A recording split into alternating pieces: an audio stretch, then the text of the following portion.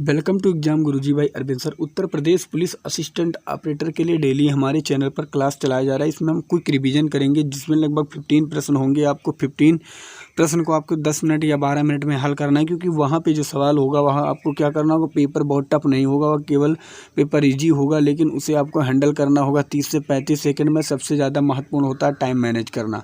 तो आपको इस सवाल को आपको कम समय में लगाना है, ये वीडियो स्किप करके, और आपको बताना है कि आपने कितने प्रश्नों का हल किया। इसमें लगभग 15 प्रश्न हैं। तो चलिए पहला प्रश्न देख लेते हैं। यदि किसी संख्या के 1/2 जोड़ दिया जाए, में 1/2 जोड़ दिया जाए और फिर उस योगफल को 3 से गुणा किया जाए तो उत्तर 21 प्राप्त होता है, तो संख्या क्या होगा। संख्या यहाँ नहीं पता है तो हम क्या मान लेते हैं, यक्स, और उसमें कितना 1/2 जोड़ दिया जाए तो प्लस 1/2 जोड़ दिया जाए, तो फिर उस योगफल में 3 से गुणा किया जाए, फिर इसमें कितने से कहा गया 3 से गुणा किया जाए तो कितना उत्तर प्राप्त होता है, 21 उत्तर प्राप्त होता है। तो यहाँ पे हमें 21 लिख देना है। फिर कुछ करने की ज़रूरत नहीं। आप यहाँ पे देखेंगे ध्यान से तो 2 को यक्स से गुणा करेंगे, यहाँ होगा 2x और प्लस के 1 हो जाएगा। और अगर बराबर इधर है तो हम 3 से 21 को काट देंगे, क्या आ जाएगा 7। तो हम लिख सकते हैं 2 को 2 और नीचे यहाँ 2 हो जाएगा, 3 7 21, यहाँ 7 हो जाएगा। आशा करता हूँ ये यहाँ तक आप समझ गए होंगे, क्योंकि जब 2 को यक्स से करेंगे तो 2x प्लस 1/2 होगा और 3 से 21 को काट देंगे, 7 हो जाएगा। अब आप क्या करेंगे, बराबर का तिरछा क्या होता है, गुणा। तो अगर आप बराबर का तिरछा गुणा करेंगे तो हो जाएगा 2x प्लस 1 और 7 दूनी कितना हो गया 14। बस कुछ करने की ज़रूरत नहीं है। अब यहाँ लिखेंगे आप 2x बराबर 14 और प्लस 1 उधर चला जाएगा, -1 हो जाएगा, क्योंकि पक्षांतर करने पर माइनस होता है। तो आप यहाँ लिखेंगे 2x बराबर के कितना हुआ 13।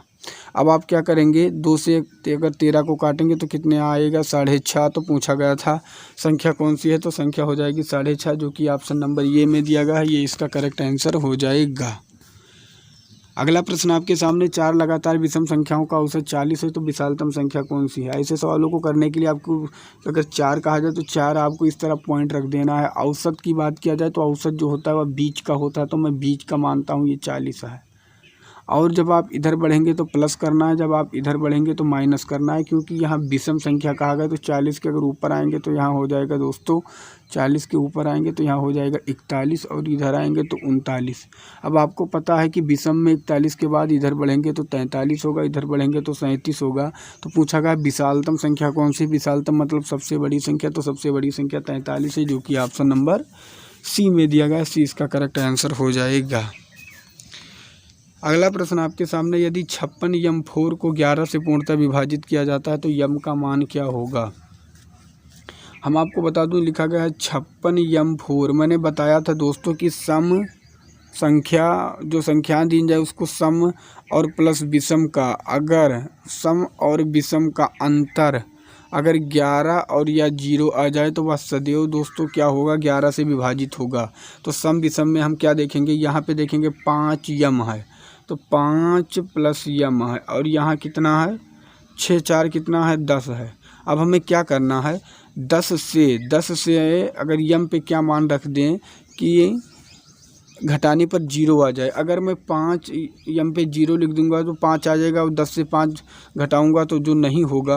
और अगर मैं 1 रख दूंगा तो 6 हो जाएगा, 5 1 और 6, 10 से घटाऊंगा तो 4 होगा। अगर मैं 5 रख दूं तो 5 5 हो जाएगा 10, और 10 से 10 निकाल दूंगा 0 आ जाएगा, जो कि ऑप्शन नंबर डी में दिया गया है। अगला प्रश्न आपके सामने, एक वस्तु को 30% तथा 20% के 2 क्रमिक लाभों पर बेचा जाता है। यदि उसका अंतिम विक्रय मूल्य 31,200 रुपये, तो क्रय मूल्य क्या होगा। ऐसे सवालों को करने के लिए कुछ नहीं। अगर लाभ कहा गया, हर चीज़ 100 पर लाभ होता है। अगर पहले 30% लाभ हुआ तो कितना होगा 130, फिर उस पर 20% का लाभ होता है, तो कहने का मतलब उसे फिर 20% का लाभ होता है। तो अब 130 का फिर उसे लिख दीजिए, कितना लाभ होगा 120। तो हम ये लिख सकते हैं कि उसे 130 × 120 अगर हम निकाल लेंगे तो 0 से 0 0 से 0, तो 12 में कितना हुआ 36, और 12 कम 12 और 12 13 14 15, उसे ऑल ओवर कितना लाभ हुआ 156। और यहाँ पे कितने का हुआ दोस्तों, अंतिम में वह 156 का बेच रहा है, लेकिन यहाँ पे कितने में बता रहा है 31,200। तो हम कह सकते हैं 31,200 में बेच रहा है, 156 के बराबर 31,200। और क्रय मूल्य के बारे में पूछा गया, तो क्रय मूल्य हमने कितना माना है 100 माना था, तो मैं 100 से गुणा कर दूंगा, और कुछ करने की ज़रूरत नहीं है। 156 से इसे काटेंगे 2 बार में, यहाँ हुआ 200, 200 को आप 100 से गुणा कर देंगे, आ जाएगा 20,000, जो कि option number option number B में दिया गया है, बी इसका करेक्ट आंसर हो जाएगा। अगला प्रश्न आपके सामने, इसका उत्तर आपको देना है। किसी संख्या के 4% और 3% के लाभों पर बेचे गए विक्रय मूल्य का अंतर 3 है। अगर 2 बार लाभ कहा जाए, 2 बार लाभ कहा जाए और या उसका अंतर दिया जाए तो आपको माइनस करना है। 2 बार हानि कहा जाए, उसका अंतर दिया जाए तो भी माइनस करना है। तो यहाँ पे पहले 4% लाभ, फिर 3% लाभ और इसका अंतर जो बताया गया है वह कितना बताया गया, 3 रुपये।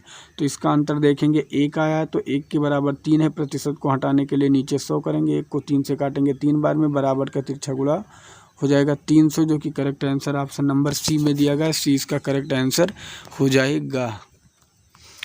अगला प्रश्न आपके सामने, यदि एक व्यक्ति अपने हाथ गाड़ी को 720 रुपये में बेचता है तो उसे 25% की हानि होती है। कहने का मतलब दोस्तों, हर चीज़ अगर अपने आप में 100 रुपये होता है, अगर वो 25% की हानि सहता है तो उसे कितने में बेचता है, 75 में बेचता है। तो मैं कह सकता हूँ 75 में बेचता है प्रतिशत में, लेकिन यहाँ 75 में बेचता है, बताता कितने में है तो 720 में।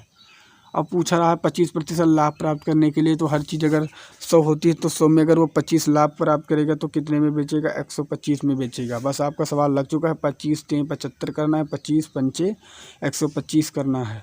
फिर आपको क्या करना है, 3 से 720 को अगर आप काटेंगे तो होगा 3 दूनी 6, 3 चौक 12, 240, 240 के बराबर का तिरछा गुणा करेंगे आपको, 5 0 0, 5 चौक 20 और 5 दूनी 10, 11 12 कितना आ गया, 1200, जो कि 1200 आपको देखने लेना है किस में है, जो कि ऑप्शन नंबर डी में दिया गया है। डी इसका करेक्ट आंसर हो जाएगा।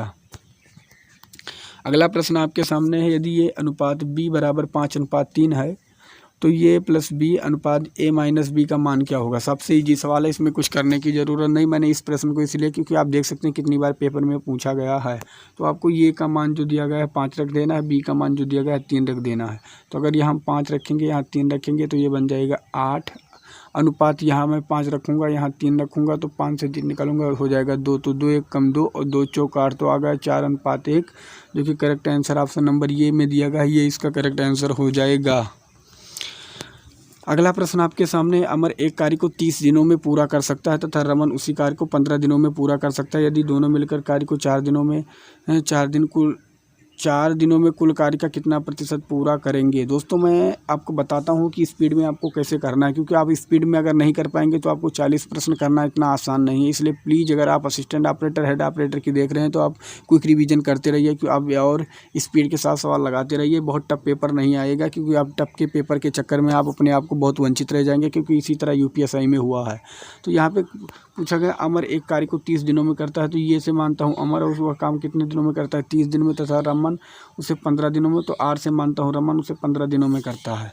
क्या हुआ कि दोनों मिलकर कितने काम करते हैं, तो मैं लासा ले लेता हूँ। दोनों का लासा होगा 30, तो मैं मान लेता हूँ कि कुल काम 30 है। अगर 30 से 30 को काटूंगा एक बार में, 15 से 30 को काटूंगा 2 बार में। तो कहने का मतलब अमन एक दिन में एक काम करता है, रमन एक दिन में 2 काम करता है। यदि दोनों मिलकर कार्य करें तो दोनों मिल जाएंगे। तो अमन एक दिन में करता था और रमन 2 दिन में करता था। दोनों मिलकर एक दिन में कितने काम करते हैं, 3 काम करते हैं। और कितने दिन लगातार करेंगे, 4 दिन। तो अगर 4 दिन लगातार करेंगे तो कुल काम कितना हो जाएगा, 12। तो पूछा गया है कुल कार्य का कितना प्रतिशत कार्य पूरा हो गया। तो कार्य कितना पूरा हुआ, 12, और प्रतिशत ज्ञात करने के लिए सदैव 100, और कार्य कितना था, 30। तो ज्ञात करने के लिए 0 से 0 काट देंगे, 3 से 12 को काटेंगे 4 आ जाएगा, और 4 धामा कितना हुआ, 40। तो कहेंगे 40% काम पूरा होगा, जो कि ऑप्शन नंबर सी में दिया गया है। सी इसका करेक्ट आंसर हो जाएगा। अगला प्रश्न आपके सामने, ये एक काम को 36 दिनों में पूरा कर सकता है, बी उसी काम को 12 दिनों में पूरा कर सकता है। तो लिखिए ए एक काम को 36 दिन में, बी एक काम को 12 दिन में पूरा करता है। अगर मैं इस काम को एक साथ मिलकर करते हैं तो कितने दिनों में पूरा होगा। कुछ नहीं करना है, सिर्फ लासा लेना है। लासा हुआ 36। अब आपको मानना है पूरा काम कितना हुआ, 36। अगर 36 से 36 को काटेंगे एक बार में, 12 से 36 को काटेंगे 3 बार में। अब मानता हूँ अगर ये एक दिन में एक काम करता है, बी एक दिन में 3 काम करता है, तो अगर दोनों मिलकर एक दिन में कितने काम करेंगे, तो कहेंगे 4 काम। काम कितना पूरा है, 36, और दोनों मिलकर एक दिन में 4 काम करते हैं, और पूरा काम करने में कितने दिन में समाप्त कर देंगे, 9 दिन में। तो 9 इसका करेक्ट आंसर हो जाएगा, जो कि ऑप्शन नंबर डी में दिया गया है। डी ही इसका करेक्ट आंसर होगा। अगला प्रश्न आपके सामने, एक राशि को 16% की दर से 2 वर्ष के लिए साधारण ब्याज पर निवेश करने से 800 रुपये में ब्याज प्राप्त होता है, तो मूलधन कितना होगा। दोस्तों आपको पता होना चाहिए कि इसका जो फार्मूला होता है वह होता है मूलधन गुणे दर होता है, और गुणे फिर क्या होता है, समय होता है, और बराबर का क्या होता है, बटा 100 और बराबर का ब्याज होता है। ये आपको पता होना चाहिए। तो कुछ करने की ज़रूरत नहीं है, मैंने आपको बता दिया। मूलधन नहीं पता है, मैं यक्स मानता हूँ। दर पता है 16 है, समय दिया गया है 2 बटा 100, जो ब्याज प्राप्त हुआ है 800। यही कर देना, कुछ करने की ज़रूरत नहीं। बस आपका सवाल आपके सामने लग चुका है। इसे 16 से अगर 80 को काटेंगे 50 बार में जाएगा, 2 को इस 50 को काटेंगे 25 बार में, बराबर का तिरछा गुणा कर देंगे, आ जाएगा यक्स का मान 2500। तो 2500 इसका करेक्ट आंसर हो जाएगा, जो कि आपसे नंबर डी में दिया गया। डी ही इसका करेक्ट आंसर होगा। कम समय में क्विक रिवीजन आप इसी तरह कर सकते हैं दोस्तों।